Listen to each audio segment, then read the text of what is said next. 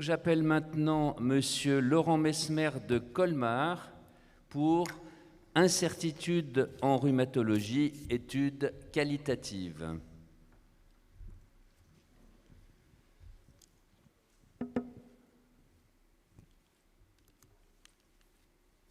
Alors, bonjour à tous. Je remercie le comité d'avoir sélectionné cette communication intitulée « Incertitude médicale en rhumatologie ». Alors, je n'ai pas de conflit d'intérêt en rapport avec cette communication. Alors, tout d'abord, classiquement, l'incertitude est définie comme un état d'esprit d'une personne qui hésite à croire à la réalité d'un fait, à la vérité d'un jugement, ou qui hésite à adopter et à maintenir une ligne de conduite. Et on peut distinguer en pratique deux types d'incertitude. L'incertitude en finalité, qui est l'impossibilité de prédire un événement futur. En médecine, ça sera le pronostic d'une maladie, par exemple. Et l'incertitude de sens, qui est un état que connaît l'individu lorsqu'une partie ou l'ensemble de ses systèmes de représentation est altéré ou risque de l'être. Comme par exemple une question métaphysique, est-ce que Dieu existe ? Ou en médecine, pourquoi suis-je malade ? Alors depuis toujours, les besoins élémentaires de l'être humain sont source d'incertitudes, qu'ils soient alimentaires, économiques, sociaux ou liés à la santé. Et l'incertitude nécessite toujours une action. Cette quête de certitude apparaît en fait comme un invariant anthropologique.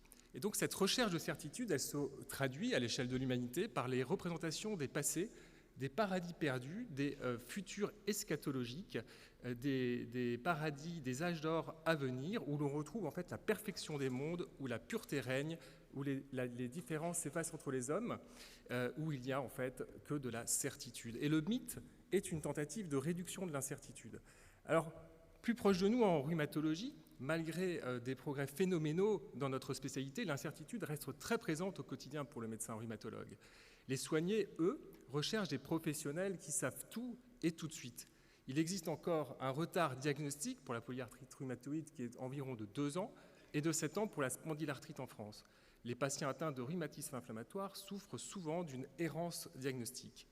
Et malgré les progrès considérables en thérapeutique, les thérapies ciblées ne s'accompagnent pas pour l'instant d'une prise en charge personnalisée et la rhumatologie prédictive, elle reste balbutiante. Alors, les sociologues, ils distinguent 3 types de niveaux d'incertitude pour le médecin dans sa pratique clinique. Le niveau 1, qui dépend des limites propres à la connaissance médicale, à l'état de l'art, si je puis dire. Le niveau 2, qui résulte d'une maîtrise incomplète ou imparfaite du savoir disponible par le praticien donné. Et surtout, le niveau 3, qui tient à la difficulté pour le praticien de faire la part des choses entre le premier et le deuxième niveau. Et cette composante essentielle qui est l'incertitude influence notre pratique quotidienne. Elle n'a pas encore fait l'objet de recherche. C'est pour cela que nous nous sommes donnés comme objectif d'explorer les différentes représentations et formes d'incertitude en pratique clinique chez les rhumatologues dans notre région alsacienne. Nous avons essayé de dégager du sens à l'incertitude. Pour cela, nous avons réalisé une étude qualitative transversale multicentrique. Nous avons réalisé une observation participante dans le service de rhumatologie de Colmar. Nous avons réalisé des entretiens semi-directifs dans toute l'Alsace. Les données qui ont été collectées via les entretiens ont été intégralement retranscrites et nous sommes aidés du logiciel de codage NVivo pour réaliser une analyse thématique de premier ordre qui a consisté à étiqueter l'ensemble des éléments du corpus, puis dans un deuxième temps, un travail de catégorisation a permis de créer des liens entre les codes pour susciter la conceptualisation et l'abstraction. Bien entendu, cette étude a été approuvée par le comité d'éthique de la faculté universitaire de Strasbourg. Alors en ce qui concerne les résultats, nous avons réalisé 17 entretiens avec les rhumatologues. Il y avait 7 femmes, l'âge moyen était de 40 ans. On comptait 3 internes, 3 professeurs, 4 praticiens hospitaliers, 2 assistants spécialistes et 5 rhumatologues libéraux. La durée des entretiens était environ d'1 heure. Alors, pour ce qui est de la définition de l'incertitude par les rhumatologues, elle était particulièrement difficile puisque les rhumatologues avaient du mal à exprimer cette incertitude, tellement elle est quotidienne, tellement elle est routinière. En fait, l'incertitude est inhérente à la pratique médicale. Mais c'est d'ailleurs ce qui en fait, on va dire, sa complexité. 3 domaines d'incertitude ont pu être identifiés. Le premier grand domaine d'incertitude, c'est l'incertitude épistémologique, que j'ai qualifiée d'épistémologique, qui est liée à la limite de la connaissance et à la singularité de la relation. Le deuxième domaine concerne l'incertitude liée à la pratique clinique du praticien. Et le troisième domaine d'incertitude, l'incertitude relationnelle. Alors, en ce qui concerne l'incertitude liée à l'état de l'art, à l'épistémologie, il y a bien sûr, elle est intimement liée à la connaissance médicale fondée sur les preuves. Et comme nous le dit ce médecin, l'incertitude, c'est ce qui n'est pas dans le champ du prouvable, dans une méthodologie que nous appliquons tous les jours, qui est une méthodologie EBM. Et tout ce qui n'est pas EBM est pour moi de l'incertitude. Mais l'incertitude, elle est fortement liée à l'expérience clinique du praticien.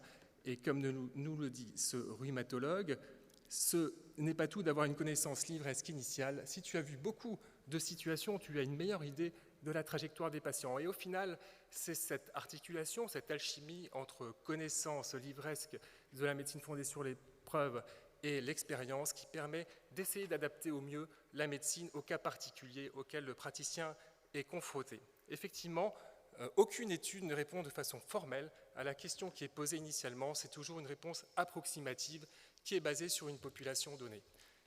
Le deuxième grand domaine d'incertitude qui a été identifié, c'est l'incertitude clinique. Et là, on retrouvait chez les rhumatologues une incertitude qu'on peut qualifier de toute azimut. Effectivement, la sémiologie clinique est très sujette à l'incertitude, que ce soit l'anamnèse, l'examen clinique, les signes cliniques qui sont recherchés par le rhumatologue, mais également tous les examens complémentaires sont source d'incertitude, la biologie, les examens d'imagerie.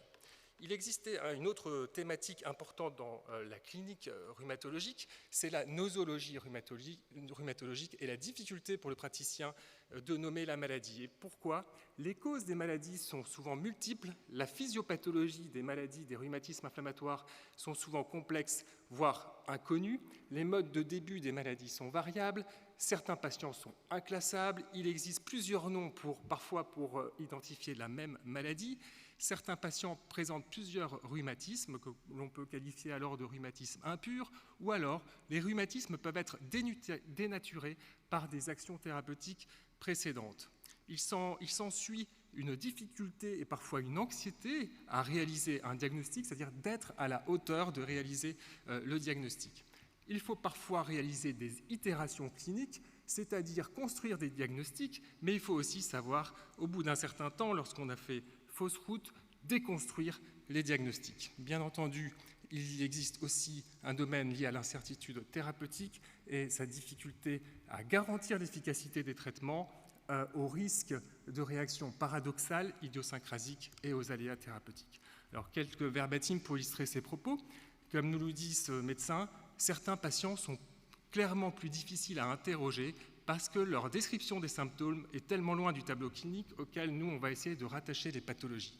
Ou alors, concernant l'examen clinique, on peut se tromper, il y a des signes qui ne sont pas évidents. Est-ce qu'il y a des synovites? Est-ce qu'il n'y en a pas?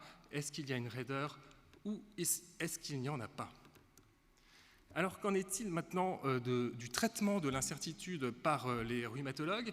En fait, la conscience de l'incertitude, elle semble plus grande chez les praticiens expérimentés, mais elle est mieux tolérée. L'incertitude possède des vertus, elle peut être stimulante, elle influe sur la décision, mais elle peut également être délétère, inhibitrice, elle peut paralyser et responsable de biais cognitifs.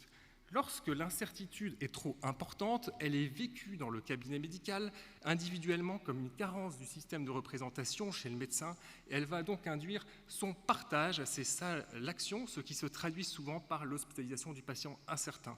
Ce sont alors une rupture dans la routine quotidienne et ce sont des faits médicaux inattendus. Pour résoudre cette incertitude et retrouver un équilibre, on va retrouver des rituels au sein du service de rhumatologie.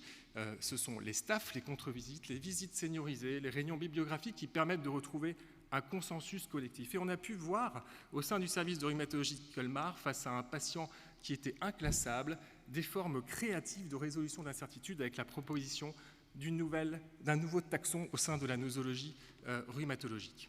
Alors, dans la relation médecin-malade, il existe forcément une incertitude et il faut savoir expliquer cette incertitude. Et le médecin, il se trouve dans une situation où il doit expliquer son incertitude alors même que le patient vient le consulter pour l'éclairer. C'est ce que nous faisons tous les jours. Et convaincre le patient par les mots pour qu'il accepte cette non-réponse met en jeu différentes stratégies que je ne peux pas détailler, mais le rhumatologue est soumis régulièrement à une sorte d'improvisation théâtrale avec plus ou moins de tact, d'empathie et de réussite dans la communication et l'explication des incertitudes auxquelles il est confronté. Et comme nous le dit ce rhumatologue,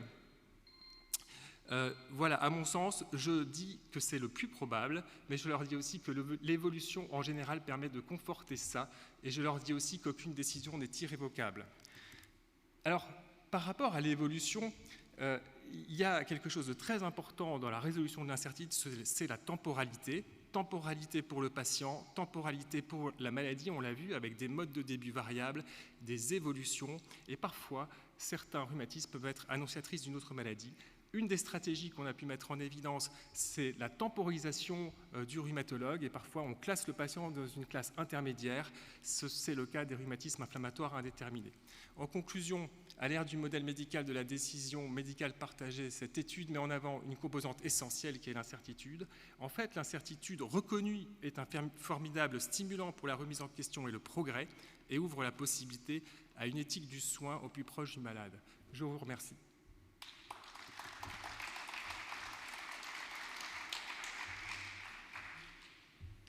Merci beaucoup pour cette très intéressante présentation.